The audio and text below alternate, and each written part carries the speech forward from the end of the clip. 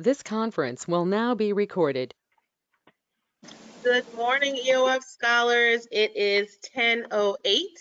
This morning, we are going to be discussing the student poll and feedback, and that was a part of the technology and basic needs survey that you took prior to the start of the summer program. So we're going to take a look at how the cohort comes together and what those numbers look like and what they mean, and how we can interpret that information into tips, strategies, and hands-on practical applications so that you can be successful throughout the summer program and in the fall and spring semester.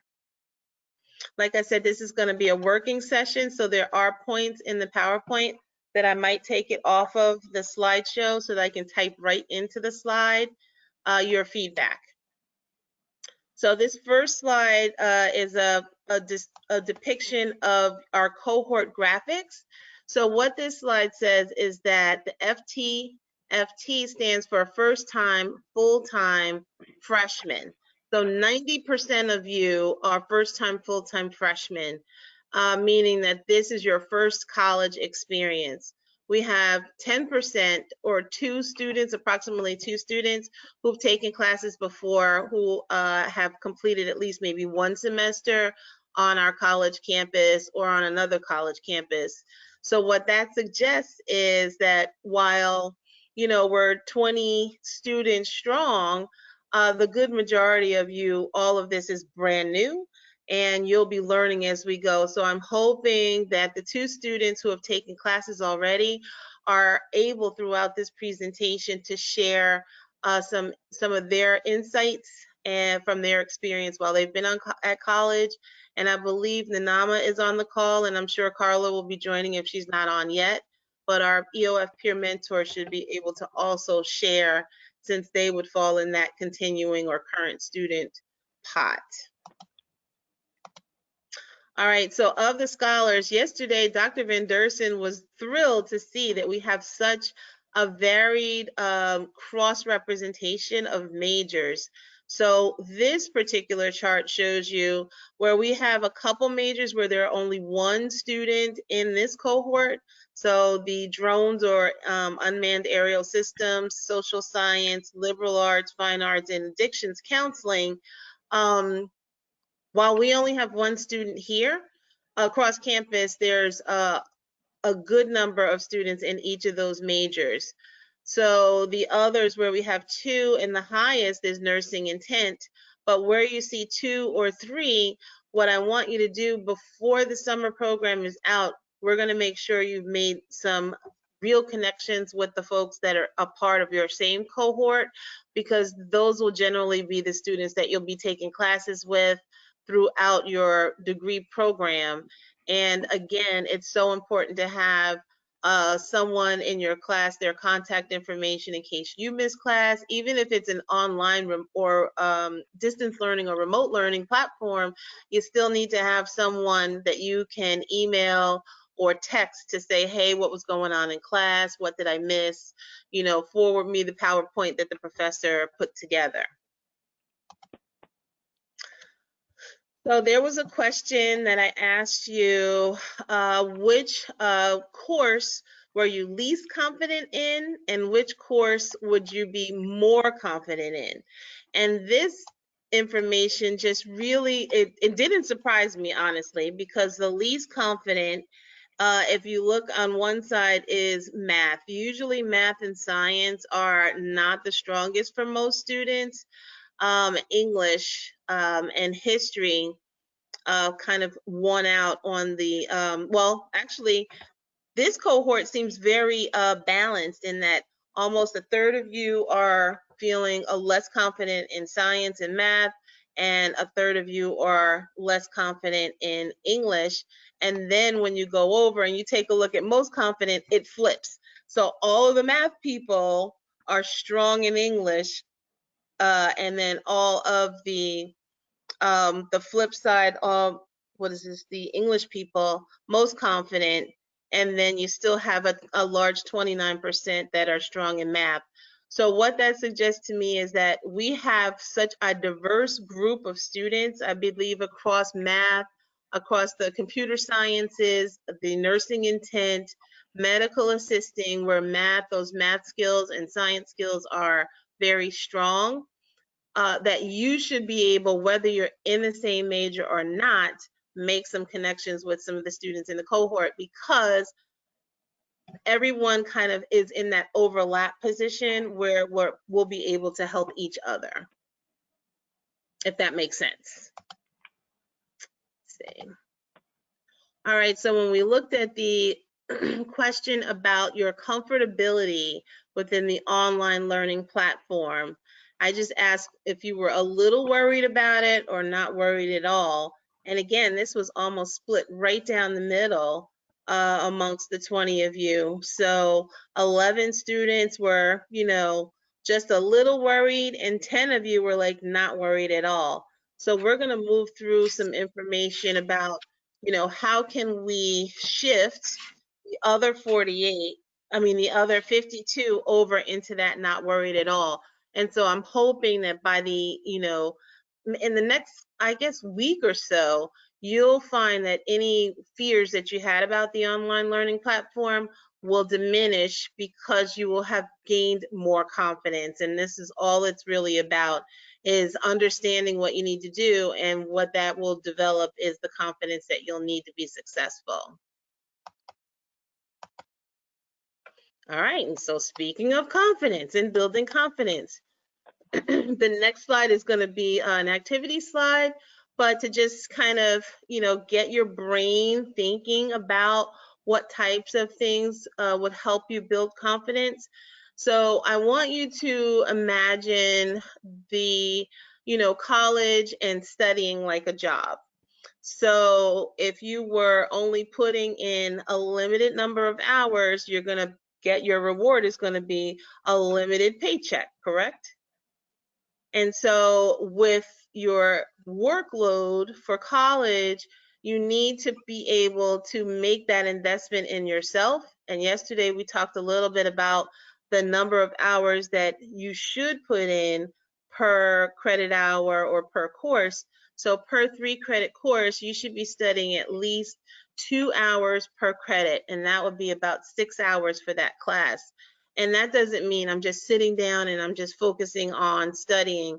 That would include the time that you're online in your discussion board, the time that you're previewing notes or going through a PowerPoint, or watching YouTube videos that might relate to the topic that you're studying. But as a whole, if you treat your studies like a job and you work at it, you will get that higher reward. Breaking down tasks, eliminating distractions. We have so many distractions. You have to find a nice quiet place in your home, or if you're able to go, well, right now we're all still pretty much quarantined, so you have to find a space at home to figure out where you're going to be most productive. I know students try and work in their rooms, but one of the biggest mistakes is that a lot of students will sit on their bed and try to do homework. So if you're on your bed, what do you associate with being in the bed? I'm going to put everybody up. So when you're in the bed, you associate that with what? Sleeping. Sleeping. Anything else that we can share publicly, that is.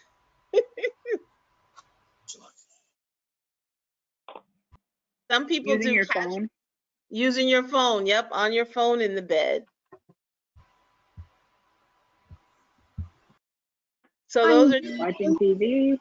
Watching TV, exactly. So those are all very good examples. Sleeping, using your phone, watching TV. At the end of the day, you are not in a position where you're able to concentrate, and really take in your material. Other things that'll build your confidence is writing down your notes. You can read it, but once you read it and you write it down, it starts to stick a little bit better. And then just being flexible and adaptable, because at the end of the day, there's not a one size fits all for this thing. You might say, for this class, this works for English, but for your science class, it may not work, whatever strategy. So you'll have to be able to make those adjustments so that way you'll be better, able to focus and get your work done. So on this slide, I'm just going to come out of it. So most popular skilled people. So when you think about people who have, skills, they're the best in their field. Who comes to mind? What field? Give me an example of a field and what comes to mind. Anybody?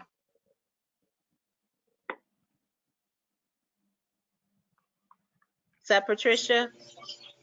Doctors? Okay, so a doctor, definitely. So a doctor is a specialist.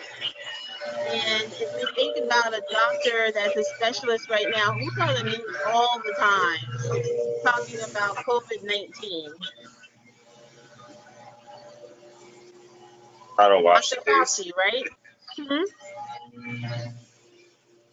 Dr. Fauci's on CNN almost every day talking about what's going on with COVID, what precautions we need to take. Can you name another popular person or anyone that is specialized in their field?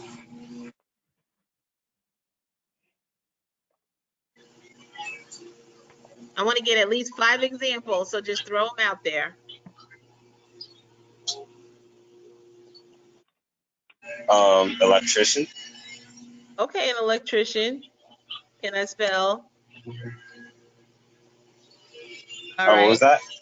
No, I was spelling electrician. So Oh, okay. I'll throw out there in the field of basketball, right? Mhm. Who would you say is one of the most skilled in basketball? Currently or of all time? And whatever you like, currently or of all time. Oh, Michael Jordan. I was thinking the same thing. And I spell Michael. I don't even know. Is that Michael Jordan? All right. Let's see. TV personality. What comes right off the top of your head for TV personality? Ellen DeGeneres. Okay. And let's get one more example up there. Somebody else can just give me one.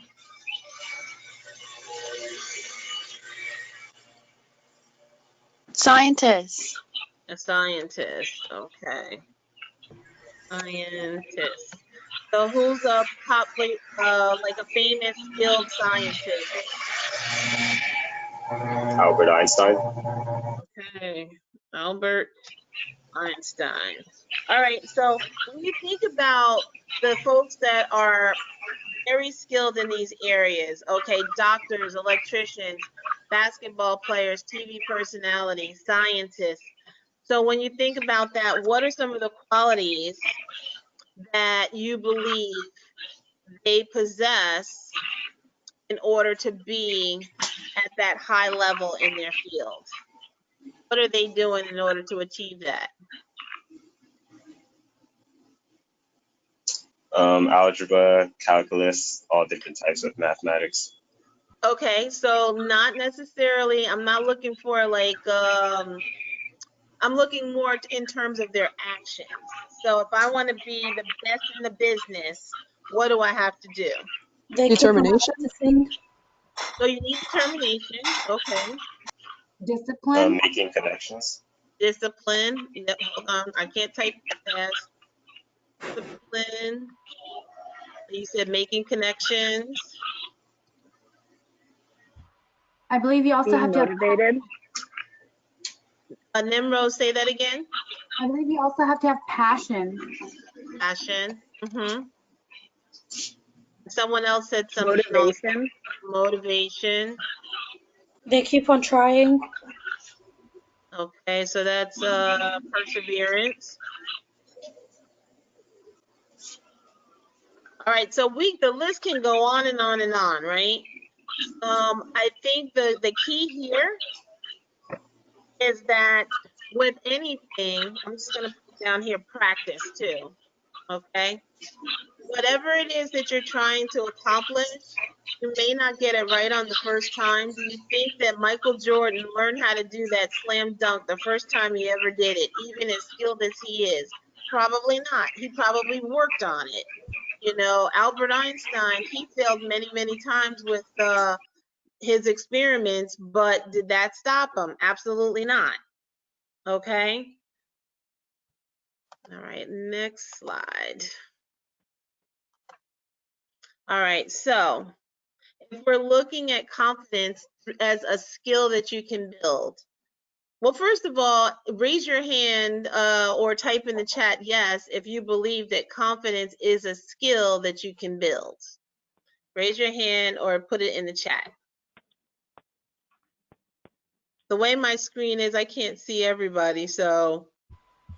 All right, so if we believe that confidence is a skill that you can build, then I have categorized, you know, in 4 sections: positive outlook, communication, overcoming your fears, and getting results, okay?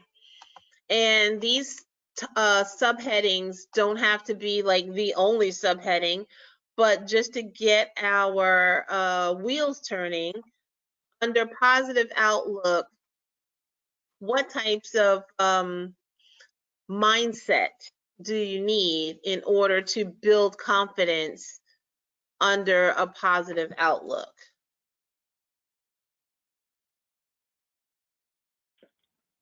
I think you have to like believe in yourself, say that I can do it to be able to do what you want to do. Yep, believe in yourself, for sure. So that positive self-talk, you know, you have enough haters. That's what they call them out there, right? There's enough haters in the world that'll tell you how horrible you might be, but you have to be your biggest cheerleader and believe in yourself and believe that you can do it. We all read that book back in the day when we were little kids, or our parents read it to us, about the little engine that could. Literally, that is I believe the foundation for giving it your best, never giving up. And I'll put that down, I guess, never give up, right? That would be another one that would fall under that positive mindset or positive outlook. And we get one more in this category. Some of my classmates said never quit mentally and optimistic. Never quit. And optimistic. I think optimistic is really important, you know, just being able to see the glass half full all the time is definitely a helpful tool to have, or a helpful mindset, because, you know, there are times when you're going to feel like it's half empty, but at least if you feel like, you know, even when things go wrong, at least if there's lessons that you can learn from that failure or from that less than perfect outcome, then you're able to reflect and adjust. And I think part of growth is being able to look at your circumstance and say, hey, you know, in hindsight, I could have spent more time studying. In hindsight, you know, maybe I shouldn't have gone to that party or watched that movie because I needed to get my work done.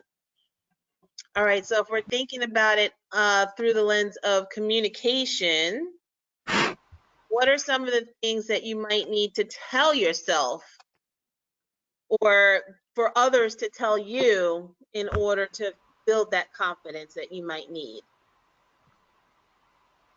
You can do it. You can do it. I think, did I hear that? You can do it? Yes. All right.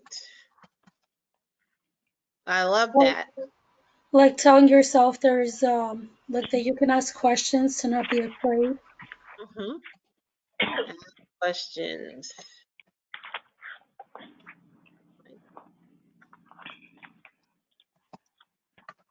All right, what else?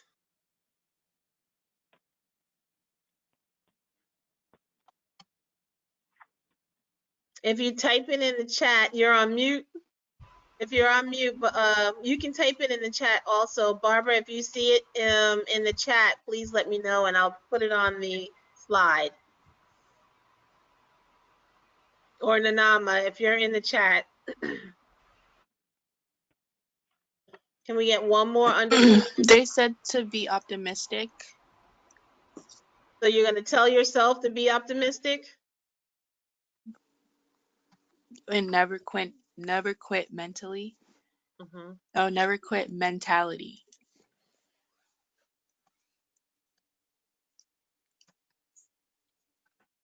Christy said share your opinions no matter what. Okay. Share your opinion.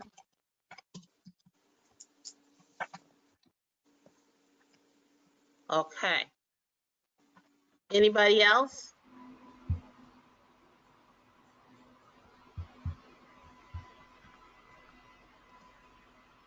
Okay, well, let's move into overcoming your fears. What are some of the things that you can do to overcome your fears of something when you're trying something new and you're trying to build your confidence? What might you do? Coming out of your comfort zone. Patricia, I didn't hear you. What? Say that again? I said coming out from your comfort zone. Okay. I'm out.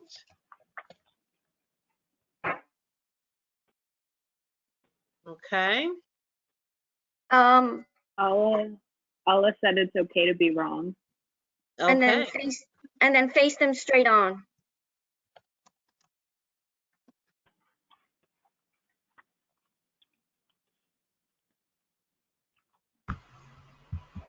All right. All good ones. And attempt to understand why you fear.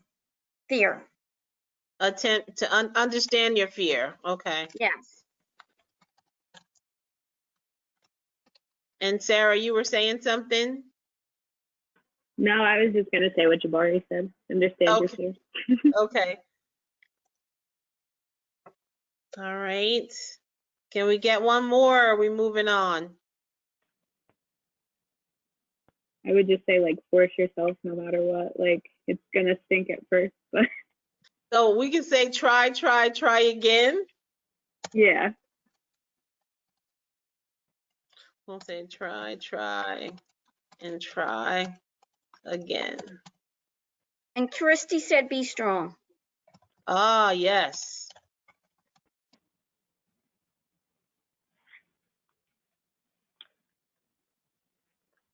I'll add here, like, don't be afraid to fail.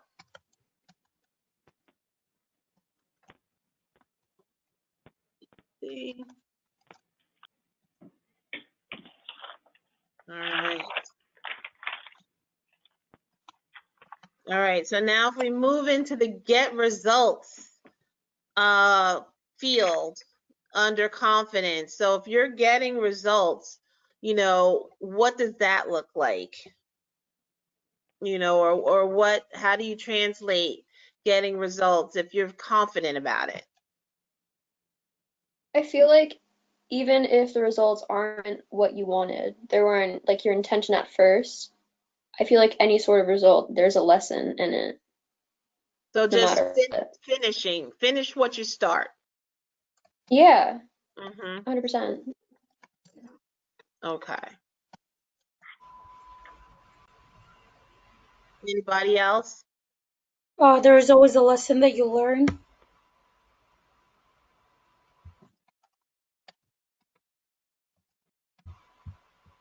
Okay. Brandon wrote practice. Say that again, Barb. Brandon wrote practice. Oh, practice. Yes. Yes, yes.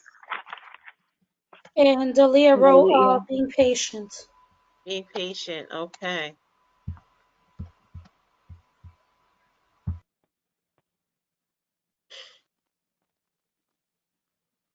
All right. Anything else under getting results?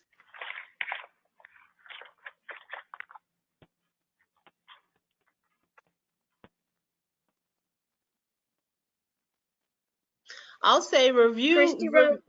Go ahead. Christy wrote ability to conquer any obstacles.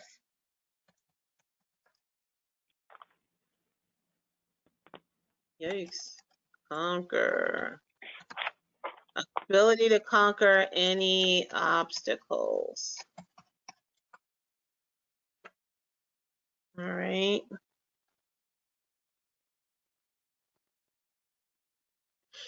I'll add just review. I spelled obstacles wrong here. I'll say review your work. And that goes back to kind of always a lesson learned and finishing what you start. Because if you review your work, if you got it all right, then you understand it. That means you can re-explain it. If you got a good amount of it wrong, so you got a 70% on your exam, that means 30% of it you literally don't know. So you need to go back and review, because if you're in a course where the material is going to build on that previous chapter, then if you don't know 30% when you move on, you're likely to fall behind in understanding those building concepts. So when we look at this particular slide, you can see where some of the areas definitely overlap. And when you're thinking about how you can build your confidence as you move and grow as a student in college and just in life in general, if you have that positive outlook, you believe in yourself, you're always optimistic, you're already in that winning field because you have the right mindset. When you talk to yourself, or you're thinking about what it sounds like when you're communicating, you're telling yourself you can do it, you're asking those questions, you're sharing your opinions, even if your opinion is wrong. Sometimes your opinion, you could be half right, and you share your opinion and somebody else might build on what you said, and then you're like, oh, you have that aha moment where, okay, now the material clicks, I get it. And in overcoming your fears, just being brave. I think, let me add that too, be brave, because your bravery then suggests that you're able to come out of your comfort zone, you're taking risks, you're okay with being wrong, because sometimes part of getting it right is getting it wrong a couple of times. You're going to continue to try and try again, and that strength, that inner strength, not physical strength always, but that inner fortitude is what you need to be successful and build your confidence. And then last but not least, once you've done all of these three areas and that getting results, you're going to see that because you've had that positive outlook, that communication, and you've overcome your fears, you're going to finish what you start, but I think that you're going to also see that your results are going to be very positive.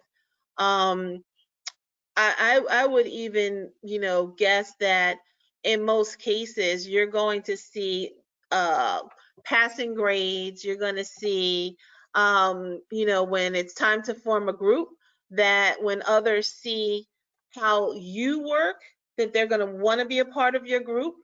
And your professors will then view you as one of the top students in the classroom, and I think that's the kind of reputation that you want.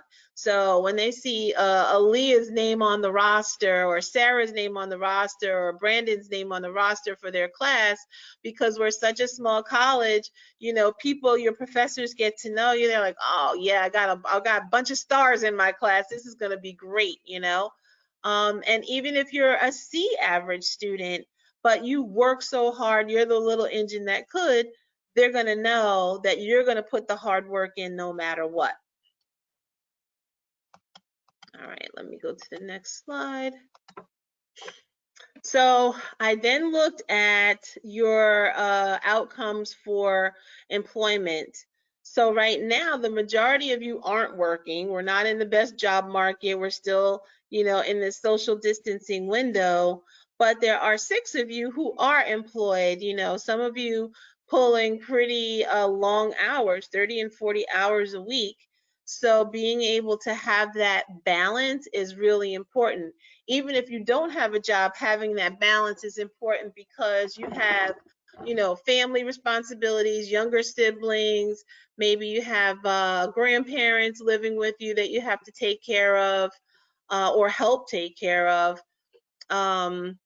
At the end of the day, when you think about these competing priorities, we need to be able to strike that balance. So what I want you to think about and tell me now are what are some of the priorities that you're dealing with or that one might deal with as a student. And then we're going to talk about like what we can do or what you can do in order to balance that out, ways to overcome. So what are some of the other competing priorities that you'll have other than just employment? Your family. Family. Someone said children. Yeah. Yeah. Okay. You can just shout them out. Events. Events. Events. Yes. Friends. Yep. Relationships. Mm-hmm.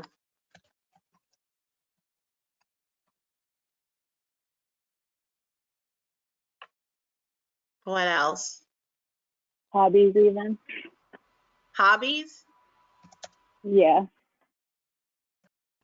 Mm-hmm. Exercise. Okay. Yourself. Kevin said yourself. Okay. Yes. Yes. Sometimes you can be your worst enemy. You get in your own way, right? Like if you're in any programs or clubs. So extracurriculars. Yep.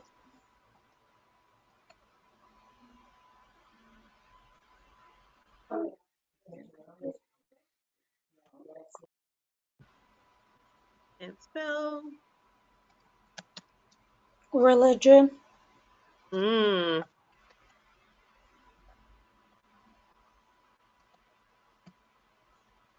Okay. Anything else before we talk about ways to overcome Losing internet. losing internet? Did you say losing the internet or just the internet? Yeah. Yeah. No, it's just losing internet. Mhm. Internet. Social status.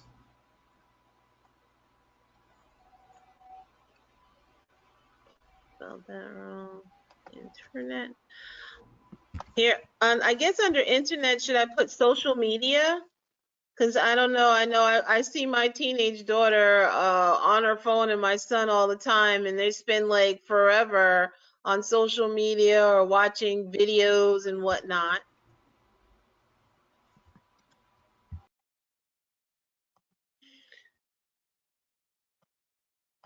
I would even suggest too that some of these, especially social media, would fall in under not just competing priorities, but distractions, right? Anything else that you can think of for those priorities? All right, let's talk then about how can we deal with the unavoidable, right? Because most of these are a core part of your day-to-day life. And so you can't get rid of them, right?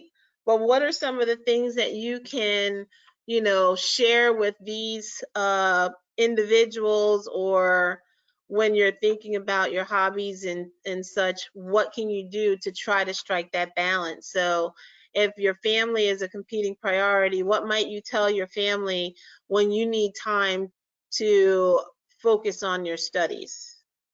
Brandon says time management. Time management. Okay. Letting the people around you know what's important to you. Mm-hmm. Yeah, setting boundaries. Some Christy says focus on the first important thing. Jabari says create needed Hold space. on, I'm a slow typer. I'm a slow Oh, typer. Tiffany. Wait a minute. So what was the next one? You read two. I didn't even get one. Focus on the first important thing, Okay. and then create needed space. Oh, yeah. Create needed space. Okay. And Brianna says schedule times for yourself, family, and social life.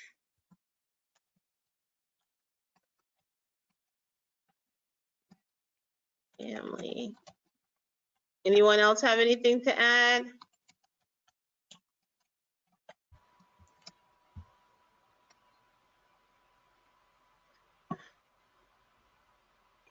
Would looking at like these priorities and telling yourself what's important, would that be one or no? I think so, because you're what I'm hearing you say is you want to prioritize everything, Yeah, right? so just look at it, see what really matters to you.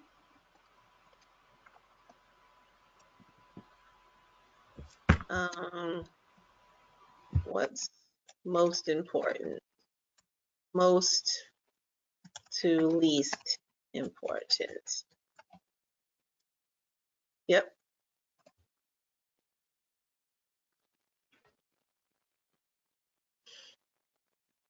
All right. I think too, some of them, like I said, you can't avoid your family, you can't avoid your children. You want to engage with your friends and with your significant other if you're in a relationship, because those are all of the people, that's your network, that's your support. And so I think one of the important ways to overcome would be, making sure the people around you know that college is important to you. I would say here, share your goals too, because if your family, your friends know, by every means necessary, I'm going to get into the nursing program. I might start out as nursing intent, but I will be a nurse. And that's going to require a lot of time and commitment from me in order to get the kind of grades that I need to compete with the other students who are determined to be in the nursing program. And I use the nursing program as an example because literally there are only, I think, 20 to 25 slots available because of the size of our college for nursing students. This week was the week that executive leadership on campus was reviewing all of the nursing applicants. And so the students will likely be notified this week whether they got into the nursing program or not. And you start out as an incoming freshman and you work as hard as you can. And if you get that letter that says that you're not accepted, then what do? Right? We have an action plan ready because you need to have a plan B. And I think maybe we need to put that under there. Ways to overcome, have a plan B.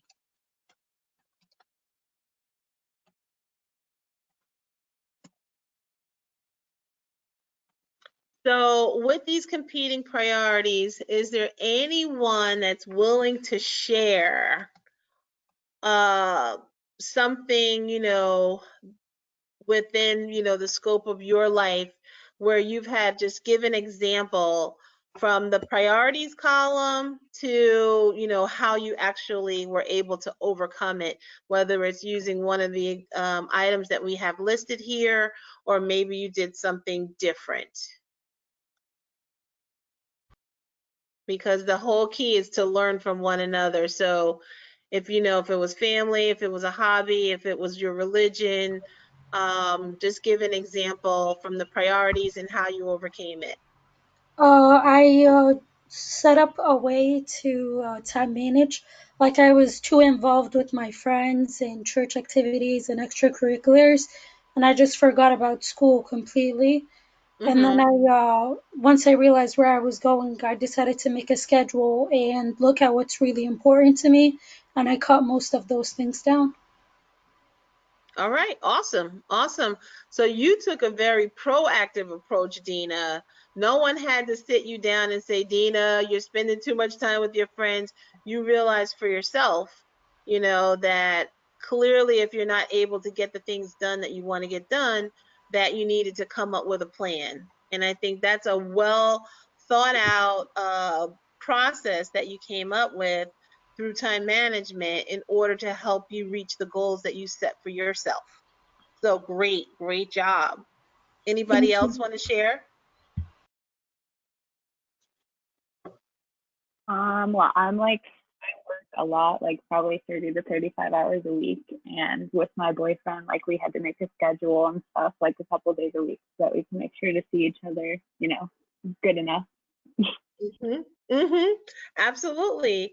You know, I think one of the things we hear was focus on, well, we said first the important things, but if spending time with your boyfriend or your girlfriend is really important to you, and you're so focused on studying or other things, you're not going to be happy, And while you may be well accomplished, you could have straight A's, but if you're not happy, then what are you doing it all for, right?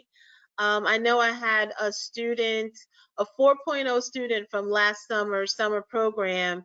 She's a single mom. She would bring, her daughter with her to campus sometimes if she needed to be in the library or whatever. But she had, perfect grades. She had a 4.0.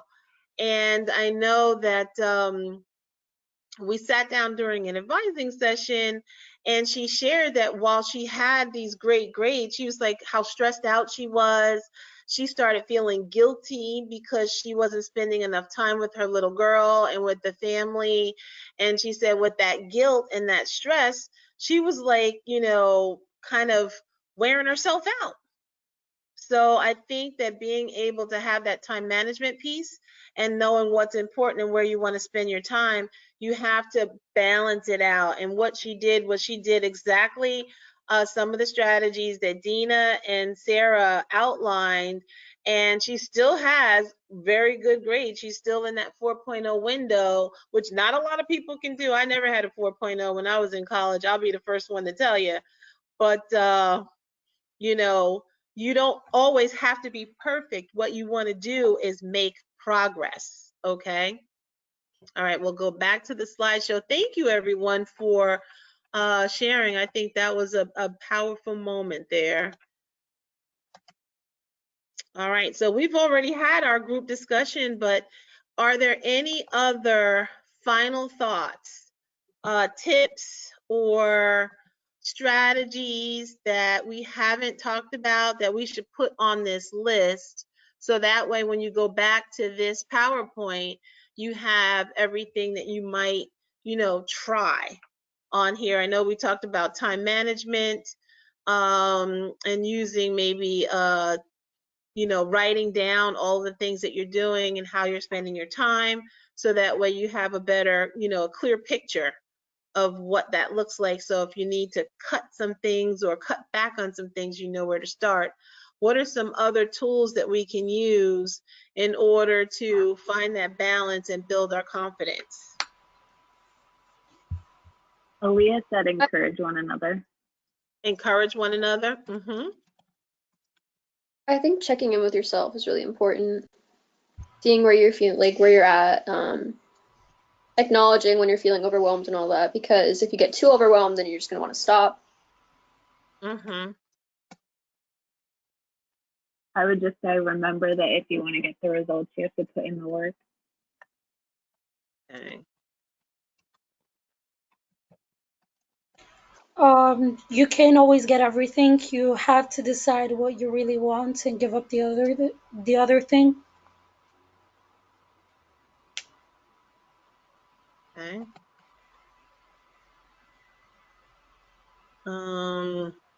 Compromise, I guess, is what I'm hearing you say. Yeah, basically. I cannot spell, people. Okay, there you go.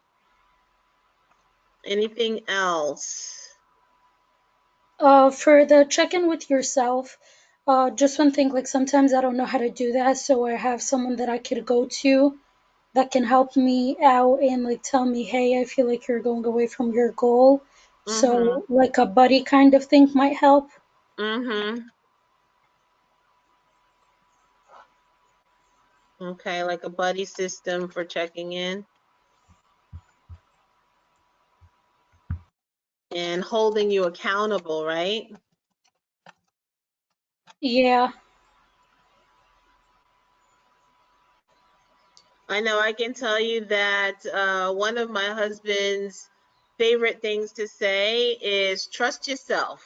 You know, nobody's going to do this for you. If this is what you want, then you have to trust yourself, but you have to be the one that's going to make the sacrifice in order to get some of the things done that you want to get done. So I'm going to also include here, make the sacrifice.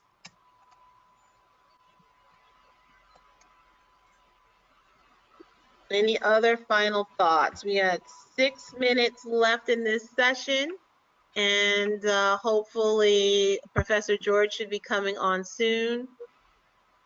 Elia said, encourage one another. Got that one. That's my number one. Encourage one another. Yep.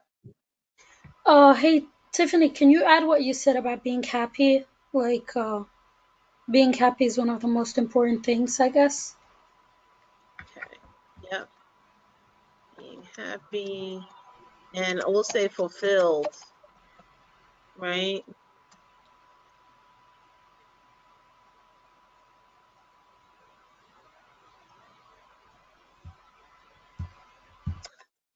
And you know what I'll have here too? I'll say trust the process. All right, because you know, whether it's in class, whether you're trying something new, anytime you're trying to achieve a certain goal, regardless of what it is, you know, it could be, you know, it's a very simplistic goal or something that's a little more complex and complicated. But at the end of the day, if we go back to this slide here, if you start doing some of these things, then you'll ultimately get to the place where you're actually happy and fulfilled. You're going to be maybe even positioned where you can encourage someone else because now you've experienced it and you've, you know, avoided pitfalls, or if you've experienced a pitfall, but now you're checking in with yourself and you're doing that reflective kind of self-correcting, then you're able to do it better the next time, right? So just as a recap, based on the information that you shared in your surveys, like I said, as a cohort, you are a phenomenal cohort. I know yesterday Dr. Van Dersen was again very thrilled with your just work ethic from day one. Everyone was here, everyone was on time, everyone is here today. Once again, that really is a reflection of what's to come in your own futures, because you have already demonstrated that you have the commitment that it takes to be successful here at the college and in your life. And the data within the surveys that you took are, you know, it's holding true because your actions are actually matching exactly what we collected in the data.